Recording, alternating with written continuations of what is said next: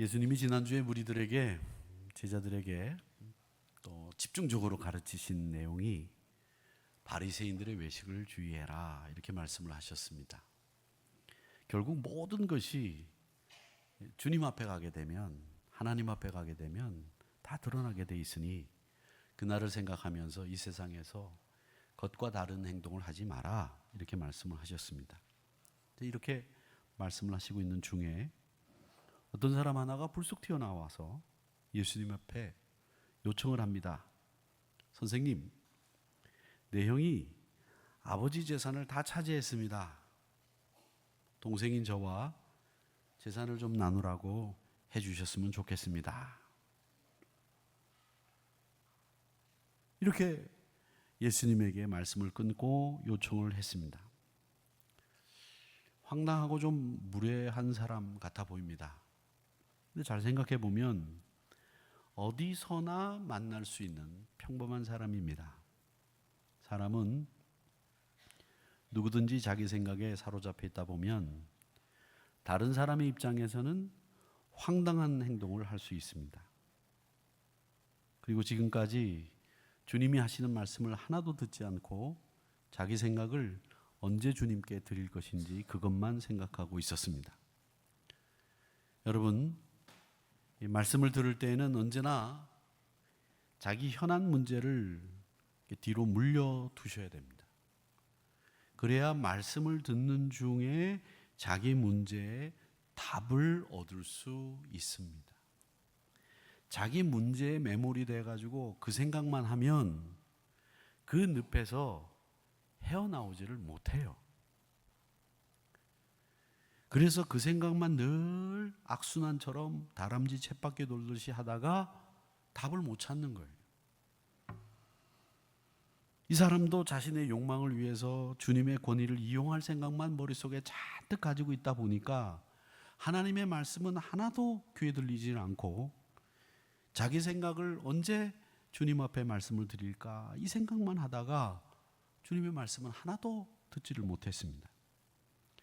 내 욕망을 위해서 주님의 권위를 어떻게 이용할 것인가 이것만 생각한 거죠.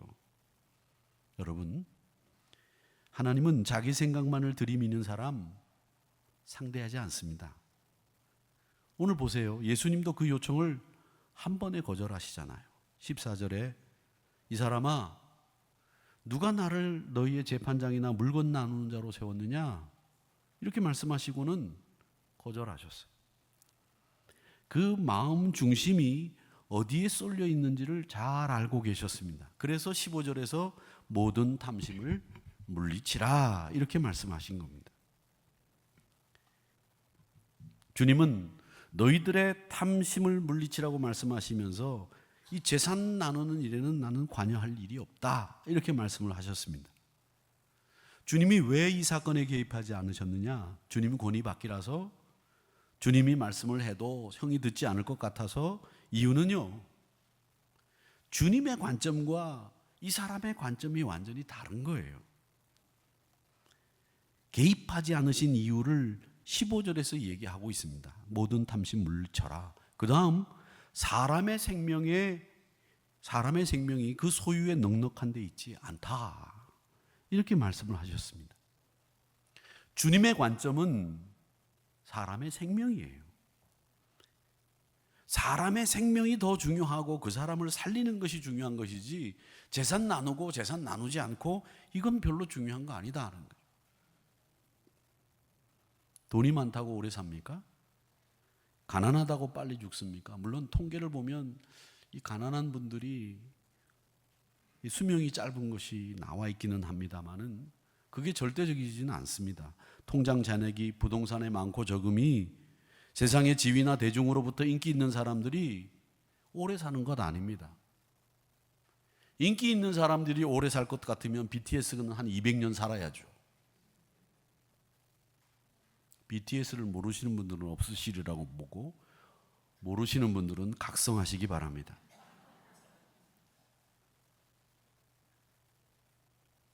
그래서 주님은 탐심을 물리치라고 하신 건데 이 두 형제는요 다 탐심이라고 하는 질병에 걸려 있어요. 나누어야 된다고 생각하는 동생이나 나누어 줄 수 없다고 생각하는 형이나 모두 탐심이라고 하는 질병에 단단히 걸린 거예요. 근데 이 질병은 두 형제에만 걸리느냐? 아닙니다. 주님의 말씀을 들었던 당시의 청중이나 지금 우리가 살고 있는 2025년 세상의 대부분의 사람들이 이 감염의 우려가 높은 이 탐심이라고 하는 질병에 걸려 있습니다.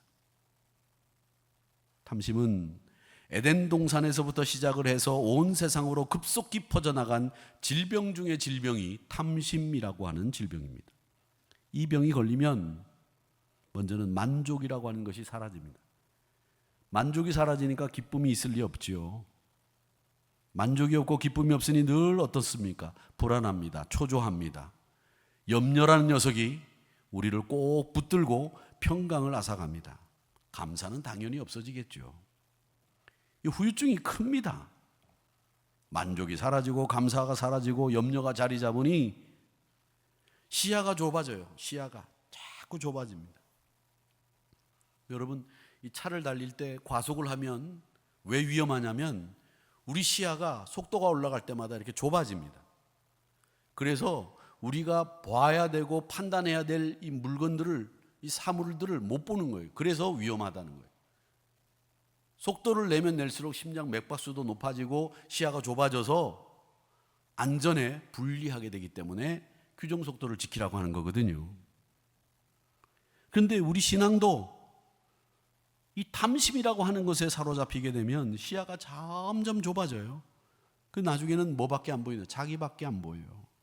이웃도 없고 하나님이 주권자이신데도 불구하고 안 보입니다. 자신의 평안한 삶이 인생의 최고의 목표가 됩니다. 그래서 오늘 어리석은 부자가 얘기하는 것처럼 먹고 마시고 즐거워하라는 구호가 인생의 구호가 되는 거예요. 오늘 본문에서 주님은 이 사람의 호소를 거부하고 삶의 진정한 원천이 어디에 있는지를 어리석은 부자를 통해서 말씀하고 있는 겁니다. 그 어리석은 부자의 얘기는 이런 겁니다. 넓은 땅을 가진 만석군 부자가 있었는데 그 해 농사가 아주 잘 됐어요. 곡식을 쌓아둘 곳이 없을 정도로 풍년 소출을 얻었습니다. 이 곡식을 쌓아둘 곳이 없으니까 이거 곡식을 어떻게 처리할까 생각을 하다가 아하, 그래, 지금 창고를 허물고 곡식을 더 많이 보관할 수 있는 창고를 새로 짓자, 이렇게 생각을 한 겁니다. 그리고 이어서 부자는 내가 앞으로 삶을 어떻게 살 것인지에 대해서 생각을 하고 그 생각에 좋아라, 이런 말을 한 겁니다. 19절에 내 영혼에게 이르되 영혼아, 여러 해 쓸 물건을 많이 쌓아두었으니 이제 평안히 쉬고 먹고 마시고 즐거워하자, 이렇게 자기를 향해서 만족함으로 이야기했다는 겁니다. 세속적이고 이기적인 생각이지요. 그리고 자기의 삶이 앞으로 순탄하게 풀려나갈 것 같지요. 그런데 주님은 그걸 가리켜서 어리석다, 이렇게 판정하고 계십니다. 그 어리석음이 완전히 드러났다, 이렇게 얘기하시는데 뭐가 도대체 어리석으냐? 그 어리석은 이야기를 하시고 있는 겁니다.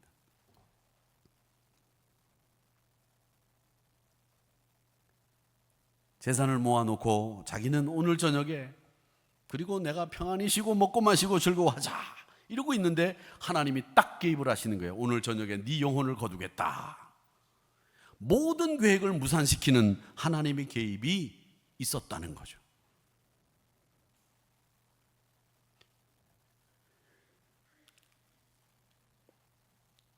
그가 이렇게 부자였는데 모든 사람의 부러움의 대상이었는데 출세했다고 대단하다고 평을 했는데 하나님은 어리석은 사람이라고 단정했다는 겁니다.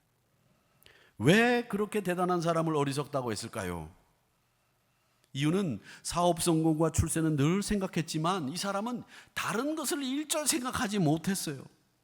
사업에 성공했을 때, 자기 삶의 정점에 이르렀을 때 그는 자신 이외에 누구에게도 관심을 두지 않았습니다.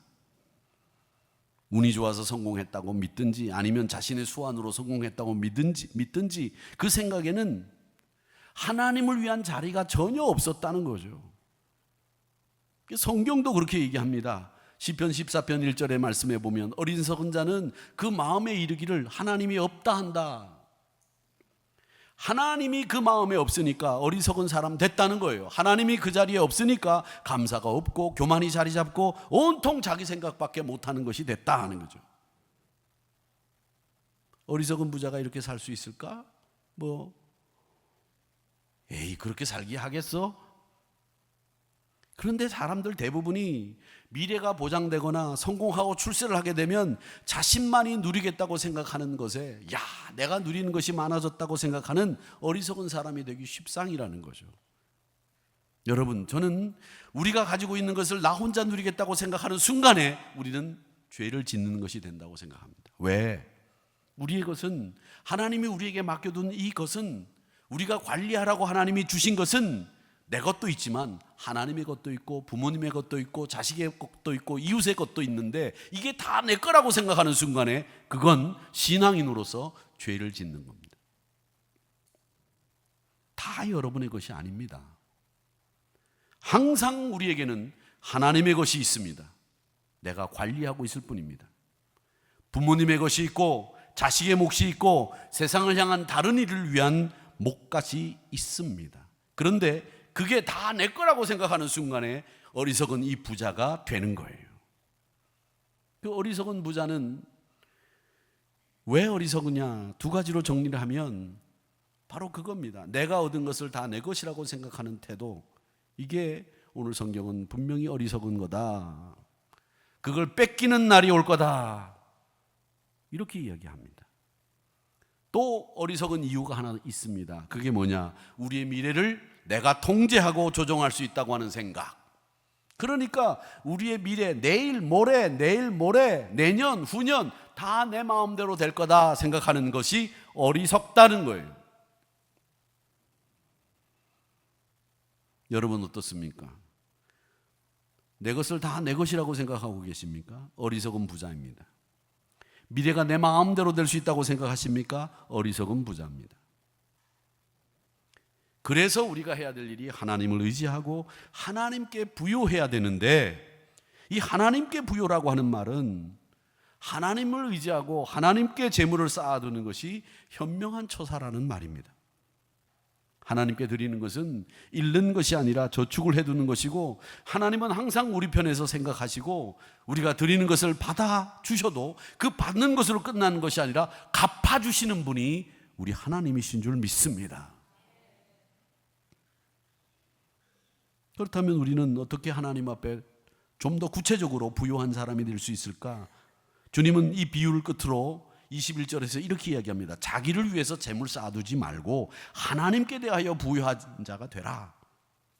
하나님께 대하여 부요하지 못하면 이 어리석은 부자와 같이 이와 같이 된다. 믿음의 사람들은요, 부요한 자, 특히 하나님께 부요한 자가 되도록 힘쓰셔야 될 줄로 믿습니다.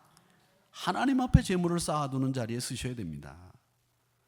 물론 세상은요, 어떤 유형이든지 이 부자에게 관심을 기울이고 부자를 더 주목하고 부자를 더 인정합니다. 부자가 나와서 청문회 때 립그로스를 이렇게 한번 발랐는데 그 다음날 그 사람이 이게 바른 립그로스가 뭔지 다 동이 났다잖아요. 부자가 비행기를 타고 해외를 가는데 양복 위에다가 패딩 조끼를 이렇게 입었더라고요. 근데 양복에다가 이 패딩 조끼를 입는 건 이 패션에 안 맞아요. 제가 알기로는. 양복에다가는 그 위에다가 코트나 버버리 같은 걸 입고 딱 격을 갖춰가지고 입고 가야지. 어디 여기다가 양복 위에다가 소매 없는 패딩을 입고 가냐고요. 근데 그 다음날 그 패딩이 뭔지 소문이 나가지고 패딩 동났다는 거 아닙니까? 부자가 뭘 하면 다 멋있어 보이는 거예요. 여러분이 목사가 하는 게 다 멋있어 보이듯이 참 우습다, 그지요? 또 그 사이에 자기를 또 슬쩍 끼워 넣어가지고, 그지요? 이렇게 세상은 부자에 주목하고 부자를 인정합니다. 성공한 사람은 영리한 사람처럼 보이고 성공한 사람은 멋있게 보이고 그렇게 세상은 꾸며놨어요. 또 세상은 그렇게 살도록 유도하고 그렇게 살아라 이렇게 현혹합니다. 드라마도 성공한 사람들의 이야기가 주제를 이루고 뉴스에도 보면 다 성공한 사람들의 이야기로 도배되고 있고, 좋든 나쁘든 인터넷에서 이야기되는 사람들은 다 그런 사람들 이야기입니다.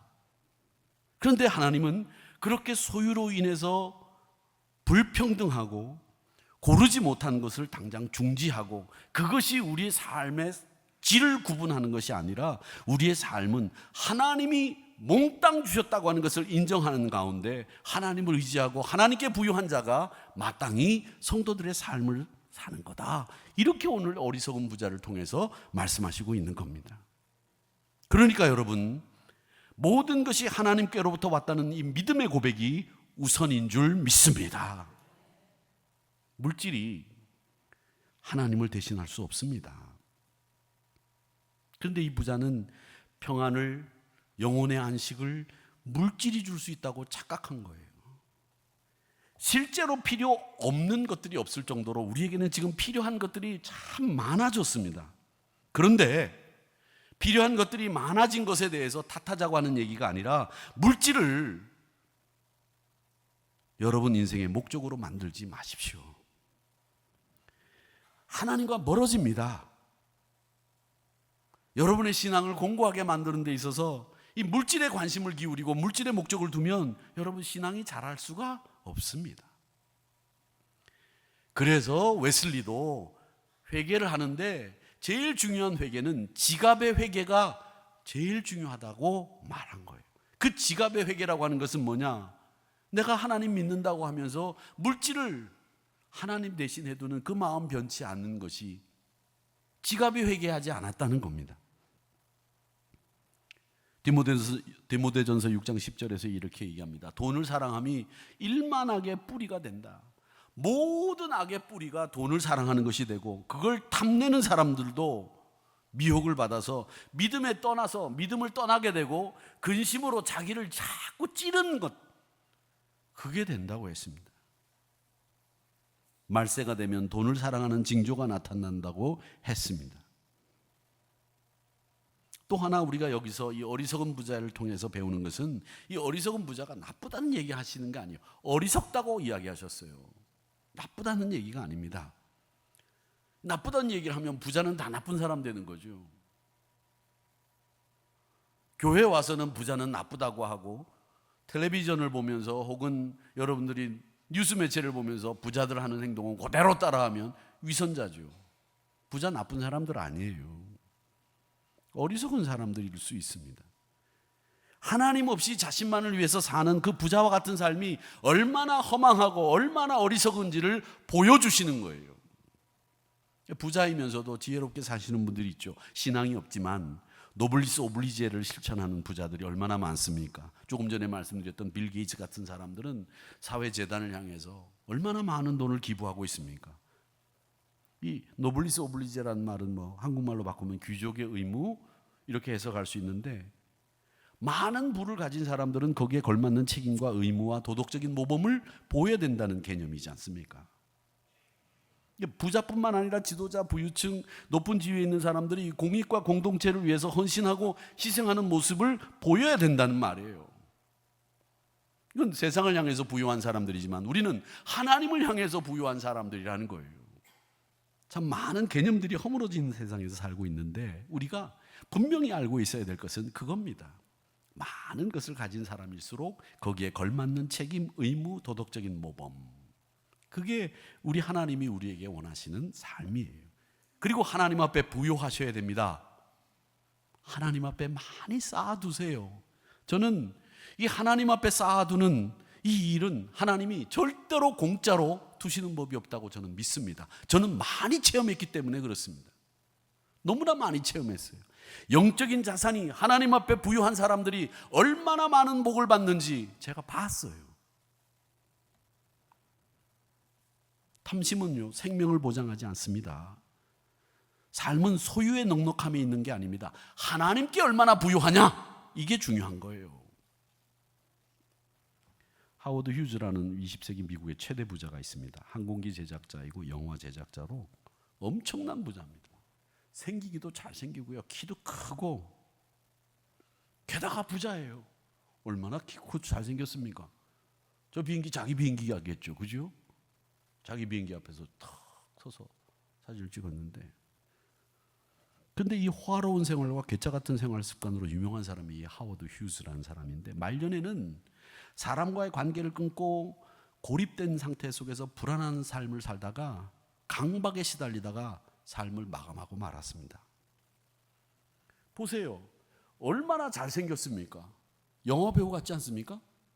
그런데 죽을 때 모습, 오른쪽의 모습이에요. 몸무게가 40kg, 손톱과 발톱은 자르질 않아서 길게 자라 있었고 머리는 저 모양이었다고 합니다. 저게 세계 최대 부자가 가질 수 있는 용모입니까? 자기 돈으로 자기 몸을 관리할 수 있도록 맡기기만 하면 자기 돈으로 얼마든지 깨끗하고 정결하게 자기 삶을 유지할 수 있는데 사람을 못 믿는 거예요. 돈을 주더라도 나를 죽일까 봐. 만족도 없었고 평안도 없고 사람을 믿을 수 있는 신뢰도 그의 마음속에는 없었습니다. 저렇게 죽은 거예요. 유언장을 남기지를 않아가지고 몰몬 교도들이 몰몬 유언장을 만들어가지고 몰몬 교회에다가 이런 유언장을 만들었다고 가짜 유언장을 만들어서 세상에 터뜨렸어요. 그래서 상속 문제로 세상이 시끄럽게 했던 그 인물이 하워드 휴즈입니다. 정신병, 고립 속에서 사람을 믿지 못하고 비극적으로 죽은 대표적인 인물이 이 사람입니다. 재산을 제대로 상속하지도 않고 지혜롭게 하지도 못하고 자식들에게는 분쟁의 씨앗을 남겨주는 일이 됐습니다. 저는 우리 교회 어떤 성도님이 부모님이 돌아가시고 난 뒤에 그 재산을 상속하는 과정에서 형인 우리 교회 교인이 동생들에게 양보하고 먼저 네가 가져라 이렇게 말하는 가운데 은혜롭게 우애 있게 이 상속을 마치고 형제들이 형님한테 너무 감사했다고 하는 이야기를 들은 적이 있습니다. 너무 고맙고 감사해서 제가 그분을 다시 봤어요. 그게 은혜고 그게 교회를 유익하게 만들고 하나님의 영광이 되도록 만드는 거예요. 그리고 여러분이 자식들에게 재산을 물려주시더라도 분명하게 말씀해 주셔야 됩니다. 이 모든 것은 하나님께로부터 왔다라고 하는 것을 자녀들에게 분명히 알려주시고, 내가 물려주는 이것도 내 것이 아니라 네 것도 아니고 하나님의 것이야. 하나님이 너에게 맡겨주신 것이니 분명하게 그걸 잘 관리해라 이렇게 말씀하시면서 물려주셔야만 여러분이 신앙의 지표가 되고, 그래야 여러분 우리 한우리교회를 은혜로운 교회로 그리고 많은 사람들에게 덕을 끼치는 그야말로 그 행동이 우리 교회 전도의 문을 여는 정말 복된 일이 됩니다.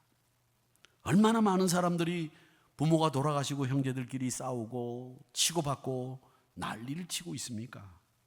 그럴 때 우리 예수 믿는 여러분들이 양보하고 여러분들이 좀 덜 받자라고 생각하고 여러분들이 조금 손해보자, 다 하나님의 것이고 이웃의 것이고 부모님의 것이고 자녀의 몫이고 내 것 얼마 안 되는데 그걸 가지고 그게 다 내 것인 양 이를 악물고 이리 받고 저리 받고 치고받고 하는 이 세상의 모습을 우리 그리스도인들은 본받지 말아야 되고 절대 담지 말아야 되는 것입니다. 예수님을 믿는 자식들이 부모가 돌아가시면 그 재산을 은혜 가운데 나누었다. 이게 우리 교회로서는 전도의 문을 여는 것이고 하나님 앞에 영광이 되는 일이기 때문에 여러분 이런 어리석은 부자와 같은 삶을 살아서는 안 되겠다라는 겁니다. 우리가 성공적인 삶을 이야기할 때 항상 돈, 명예, 안정된 미래를 얘기합니다만은 우리가 어릴 때 열심히 공부할 때 부모님들이 이렇게 공부를 해서 너는 삶의 목적이 뭐냐 이걸 가르치셨습니다. 저는 항상 기억합니다만 우리 아버님이 공부 안 하면 항상 그러셨어요. 저를 협박하셨어요. 너 공부 안 하면 서울역 앞에 지게 진다. 그래서 공부 안 하면 저는 지게 지는 줄 알았어요. 근데 학교 다닐 때 공부 안 한 애들이 더 잘 돼가지고 말이죠. 그 아버님 말이 거짓말이었던 거예요.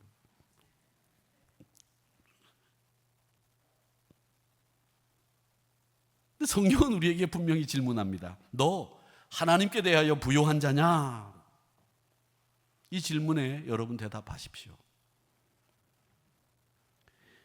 형에게 유산을 나누라고 하는 이야기로부터 시작된 이 이야기를 통해서 우리는 분명히 알아야 됩니다. 우리의 미래는, 우리의 내일은 내가 통제하고 내가 조종할 수 없다. 물질이 하나님을 대신할 수 없다. 그러기에 하나님께 부요한 자가 되기 위해서는 하나님과 교제를 회복하시고 예배가 여러분의 삶의 중심이 되셔야 되고, 재물은 자랑의 도구가 아니라, 재물은 성공의 지표가 아니라 섬김의 도구이고 우리 생활에 필요한 것뿐입니다. 영혼을 위해서 투자하십시오. 천국의 보화를 쌓는 것이 진짜 자산이고 녹슬지 않고 없어지지 않는 가장 안전한 투자처입니다. 그래서 주님은 마태복음 6장 20절에서 재물은 하늘에 쌓는 것이다 라고 말씀하셨습니다. 하나님을 삶의 주인으로 삼고 하나님께 부요하며 이웃과 나누며 영혼의 가치를 아는 신실한 신앙인으로 살아가는 우리 한우리 성도님들이 되시기를 주님의 이름으로 축복합니다.